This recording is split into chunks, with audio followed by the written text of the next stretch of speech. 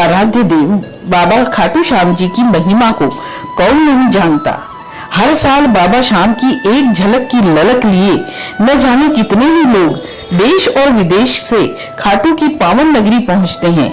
लेकिन क्या आप जानते हैं कि खाटू श्याम जी किस वंश के थे? इनका मूल नाम बर्बरीक रखने के पीछे क्या रहस्य था? कैसे इनके पिता घटोत्कच ने एक सवाल में इनकी मां को उलझाकर उनसे विवाह किया था और महाभारत के युद्ध में पांडव और कौरव दोनों सेना को पल भर में खत्म करने की कौन सी शक्ति इन्होंने भगवान श्री कृष्ण को दिखाई थी और क्यों अपने प्रिय पांडवों के पक्ष में होने पर भी भगवान श्री कृष्ण ने ही उनकी गर्दन धड़ से अलग कर दी थी। इनमें से बहुत से सवालों के जवाब आपके पास नहीं होंगे, लेकिन अब इन्हें जानने की जिज्ञासा आप में जरूर पैदा हो गई होगी।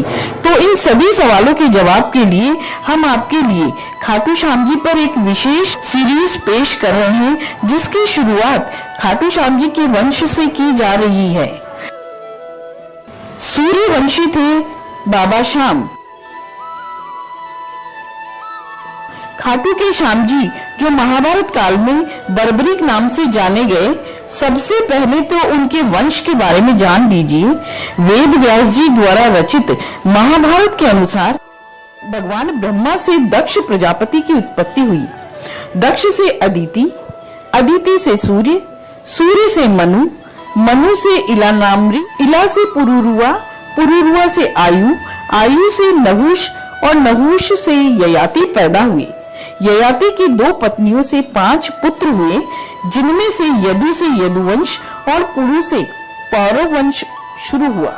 पुरु से जन्मेजय, जन्मेजय से प्रचिनवान, प्रचिनवान से संयाति, संयाति से अहंयाति, अहंयाति से सार्वभौम, सार्वभौम से जयत्सेन, जयत्सेन से अवाचीन और अवाचीन से अरिह, अरिह से महाभौम, महाभौम से अयुतनाई, अयुतनाई से एक्रोधन, एक्रोधन से देवातिथि, देवातिथि से अरिह, अरिह से ऋष नामक पुत्र उत्पन्न हुए। इसी तरह से ऋष से मतिनारका, मतिनारका से तंशु, तंशु से इलिन, इलिन से दुष्यंत और दुष्यंत व शकुंतला से भरत पैदा हुए। भरत से ब्रह्मण्यु, ब्रह्मण्यु से सुहोत्र और सुहोत्र से हस्ती का जन्म हुआ, जिन्होंने हस्तिनापुर बसाया। हस्ती से विकुंठन और विकुंठन के पुत्र अजमीड हुए। अजमीड के संवरण और संवरण से कुरु का जन्म हुआ। कुरु से विदुरथ, विदुरथ से अनश्वा, अनश्वा से परीक्षित, परीक्षित से भीमसेन, भीमसेन से प्रतिश्रवा, प्रतिश्रवा से प्रतीप पैदा हुए। इन्हीं प्रतीप के 3 पुत्र देवापी, शांतनु और वाहिक पैदा हुए। शांतनु राजा हुए तो उनका विवाह गंगा व सत्यवती से हुआ। गंगा से भीष्म पैदा हुए, जिन्होंने अपने पिता शांतनु का विवाह सत्यवती से करवाया। सत्यवती के 2 संतान चित्रांगद और विचित्र वीर हुए। चित्रांगद के बचपन में ही गंधर्व के हाथों युद्ध में मौत के बाद विचित्र वीर राजा हुए, जिनका भीष्म ने काशी नरेश की बेटियों अंबिका व अंबालिका से विवाह करवाया, लेकिन संतान होने से पहले ही मौत को प्राप्त हो गए।